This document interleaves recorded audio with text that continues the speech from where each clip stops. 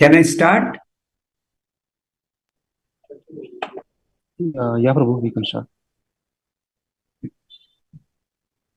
Om Ajnanatimirandasya Jnananjalishalakaya Chakshurunmilitam Yena Tasmai Shri Gurave Namaha Nama Om Vishnupadaya Krishna Presthaya Bhutale Srimate Bhaktivedanta Swamin Nitinamine Namaste Saraswate Deve Gauravani Pracharine Nirvishesha Shunyavadi Paschatya Deshatarine Jai Shri Krishna Chaitanya Prabhu Nityananda Shri Advaita Gadadhara Srivasadi Gaura Bhakta Vrinda Hare Krishna Krishna Krishna Hare Hare Hare Rama Rama Rama Hare Hare. Welcome to all the devotees for this exclusive question answer session. Kindly post your questions on live chat. I'll try to answer as many as possible in the next 1 hour. Here's the first question. On what basis the material modes of nature influence the living entity? I've already answered this question in the last session in a detailed way. Yet I will give a brief reply for this question. The material modes of nature, the material modes means how the material nature influences our consciousness. And except for those who are doing devotional service, everyone else is subject to this influence. According to the Bhagavad Gita, those who are engaged in pure devotional service, Mam Chayo Abhyabhicharena Bhakti-yogena Sevate Sagunan Samatityetan Brahma Bhuyaya Kalpate. One who is engaged in pure devotional service, Avyabhicharani Bhakti, such a person is transcendent to all the three gunas, is above the three material modes of nature. So unaffected by the modes. But everyone else other than a devotee engaged in pure devotional service, other than him or her, everybody else is actually subject to the influence. So that influence is actually mixed.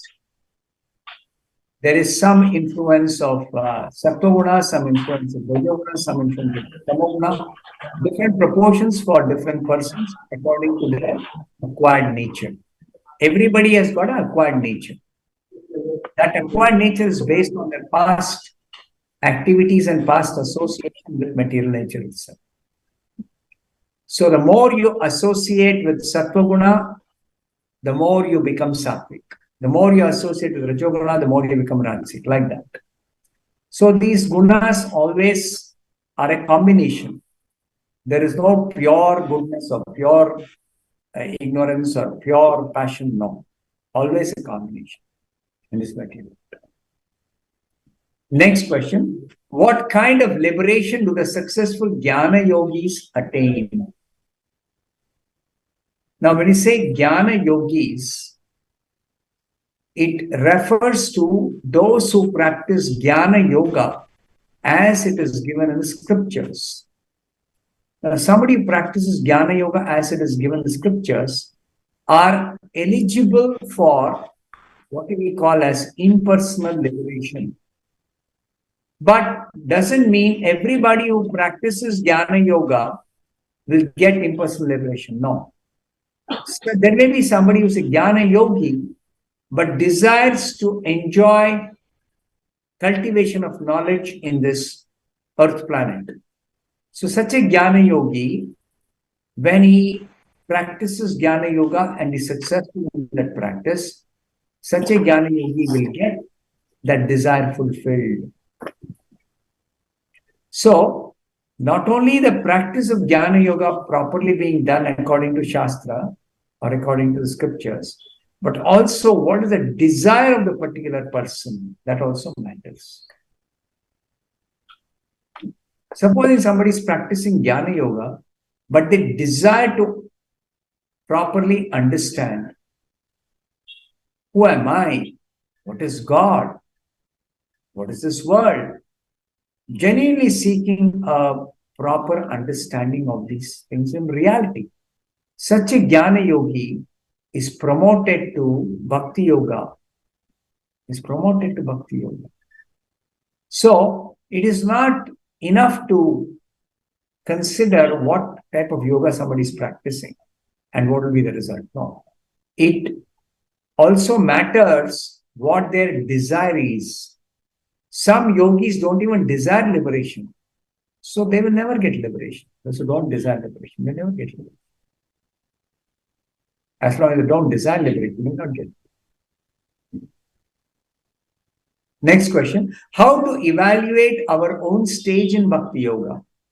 I've explained this a few times earlier. I'll repeat it. In the Bhagavad Gita, 13th chapter, verses 8 to 12, in the purport, Srila Prabhupada says, the 20 items of knowledge described in the 13th chapter, verses 8 to 12, are different factors by which we can test how far we have made advancement in Bhakti Yoga. Because all of them, all the 20 items of knowledge or factors of knowledge described in 13th chapter, verses 8 to 12, are actually meant for those practicing devotional service. Like one has to become humble, one has to become prideless, amanitvam, adambitvam, ahimsa, one has to become non-violent. So all these are qualities of a devotee. All these are qualities of a devotee. So those qualities, one has to check. To what extent am I prideless? To what extent am I humble? Because it takes time to increase our humility, to become more humble. It takes time. So you can evaluate based on these 20 items of knowledge. Next question. Could you please explain how exactly hearing our very chant of the Mahamantra cleanses our consciousness? Okay. Now the process of japa is that I chant and I hear. This is a process of japa. Japa means that. So when it is said, you exactly hear your own chanting of the Mahamantra, it means that when you chant Hare Krishna, Krishna is appearing on your tongue in the form of the Hare Krishna Mahamantra, and because you're doing japa, the process of japa means you hear whatever sound you are producing by chanting Hare Krishna. So that sound, when you hear, it is Krishna who has appeared in the form of that sound on your tongue. So you hear that, you come directly in contact with Krishna. Your consciousness comes in touch with Krishna. Because Krishna is spiritual personality. So your consciousness is spiritual. So therefore, consciousness coming in contact with Krishna means you as spirit soul come in touch with Krishna, contact with Krishna. So that will purify your consciousness in the beginning. Because you are directly touching Krishna. Next question. How to study Srila Prabhupada's books and apply and memorize shlokas? Studying Prabhupada's books is done by systematically reading the verse, the word for meaning, especially when you're talking of Bhagavad Gita, Bhagavatam, Chaitanya Charitamrita, these three important scriptures. You have to systematically go through the verse, the word for meaning, the translation, the purport, and go through it carefully and slowly. Don't be in a hurry. Study means you cannot be in a hurry. And you have to actually correlate what is said in the word for meaning, what is said in the translation, what is said in the purport, to correlate everything. That way, your study will result in being able to apply that knowledge that Prabhupada is giving in his books. Applied knowledge means you should be able to understand it with a sober mind and by carefully linking up the words, the word forward meaning, the translation, the purport, everything. And as far as memorizing shlokas are concerned, they are beneficial if by memorizing the shlokas, you are always contemplating on what is Krishna instructing in Bhagavad Gita, what is the meaning of the verse, how do I apply this teaching in my life, etc. So that shloka memory means every time you try to bring back the memory of the shloka, that time you contemplate on Krishna, you think of Krishna's instructions, you try to apply Krishna's instruction, that particular verse, etc. All that is the benefit. Next question. As a devotee, what to do if you fall down knowingly or unknowingly? And if the mind gets bewildered and faith lost from Guru or Krishna? Okay. Devotee means somebody who is practicing Krishna consciousness nicely. But if somebody by chance, with bad association or bad company or some other reason, stops practicing Krishna consciousness, that may be considered as a fall down. May be considered as a fall down. So in such cases, they have to try to come back to Krishna consciousness by again associating with devotees. And it's possible. It's possible. And what if the mind gets bewildered? Mind's bewilderment is due to allurement by Maya. Allurement by Maya. So avoid as far as possible the external allurements that are available. Avoid as many allurements as possible. Because with the allurements, it's very difficult to abstain from sinful activities. To abstain from materialistic way of life is very difficult. So therefore, don't get allured, don't seek this allurement. Stay away from allurements as far as possible. Then faith lost in Guru or Krishna. Loss of faith could be due to so many different reasons, but faith is actually built up on the foundation of association with those devotees who have faith in Krishna.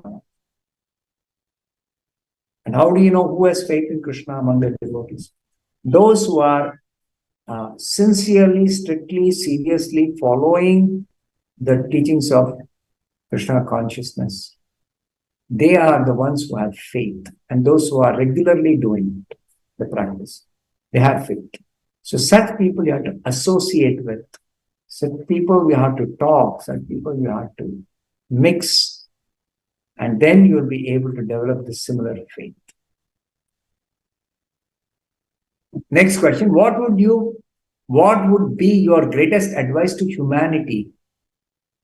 The greatest advice to humanity, not only my advice, but what Chaitanya Mahaprabhu advises, what Prabhupada advises, what all the scriptures are advising, is please chant Hare Krishna. Somehow people take to chanting Hare Krishna knowingly, unknowingly, somehow. Then there is a great amount of benefit, eternal benefit they can get by it. Therefore, that is the greatest advice or instruction or thing I can say to entire humankind. Next question. The other day you mentioned the signs of bad and good omen in the scriptures. The signs, you mean the signs of bad and good omen. It's called Nimitta Shastra. Nimitta Shastra. Nimitta Shastra, I don't know where it is available as an entire Shastra, but Nimitta Shastra principles are mentioned in the Bhagavatam. It's mentioned in the Bhagavatam several places. No, it is not required to study that. It is important to know such a thing exists. But when we take to Krishna consciousness, everything is auspicious. There is nothing inauspicious. Krishna consciousness is like that. So if somebody becomes serious about practicing Krishna consciousness, then for them, these good and bad omens don't matter at all. And everything is always good and auspicious for a devotee of Krishna who's seriously practicing Krishna consciousness. Next question. What is the reason for Krishna causing newborns to lose their memory, as stated in Srimad Bhagavatam, 3rd canto, 1st chapter, 23rd verse purport? Let me just see that. I'll just open it and then I'll try to answer that.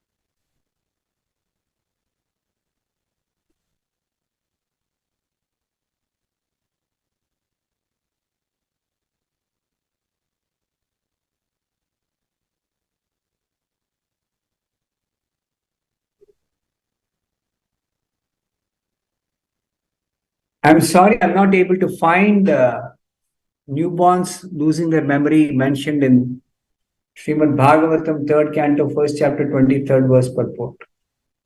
I will go on with the next question.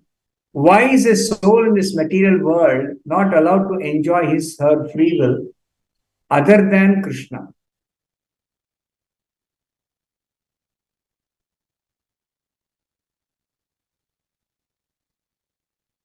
I'm not getting the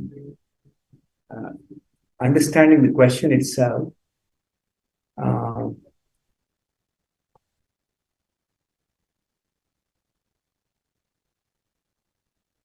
Okay, let me rephrase this question. If your question is that even though we as spirit soul, we have got our free will, we can't exercise our free will other than in Krishna consciousness.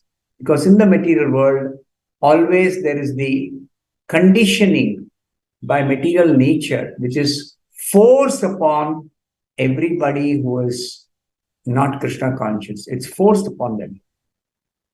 So why are such things forced upon people? Okay, now everything that happens in this material world with people who are not devotees is actually due to their desire for material enjoyment. Because we desire to enjoy materially, we are forced to undergo certain experiences. We are forced to restrict our using our free will, etc. So Krishna facilitates the enjoyment of each jiva in this material world through the material nature. Through the material nature.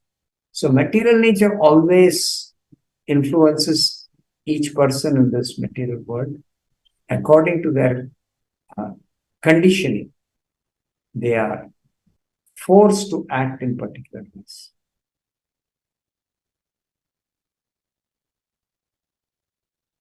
Next question. Can you explain the importance of the grace of Guru and the divine? the grace of the spiritual master, the mercy of the spiritual master is absolutely essential for everyone who wants to progress spiritually and attain perfection in the spiritual life. And this grace of the spiritual master is glorified in many, many places in the scriptures. The spiritual master, who is a bona fide spiritual master, is a representative of Krishna. And it is explained that as the spiritual master, he brings to this material world the compassion or the mercy of Krishna. And based on that mercy he comes with, he actually mercifully tries to deliver all the suffering souls of this world with the empowerment and help of Krishna that such a devotee receives. So we have to always remember, independently, individually, we cannot expect to do anything, either our own practice of Krishna consciousness or helping others or preaching to others is not possible. So it definitely is required that to actually preach or practice Krishna consciousness, one has to first of all approach a bona fide spiritual master and beg for the blessings of the bona fide spiritual master. It is absolutely essential. Without that, we cannot begin spiritual life. Any other question anybody has got? You can post such questions.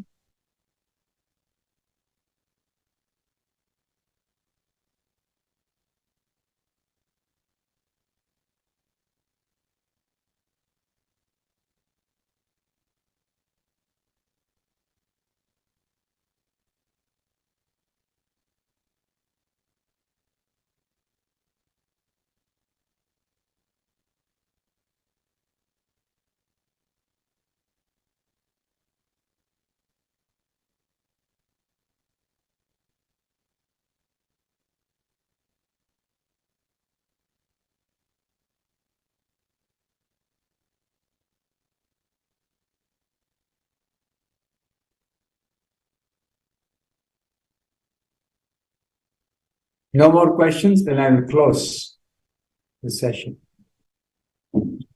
Okay, thank you very much. Hare Krishna.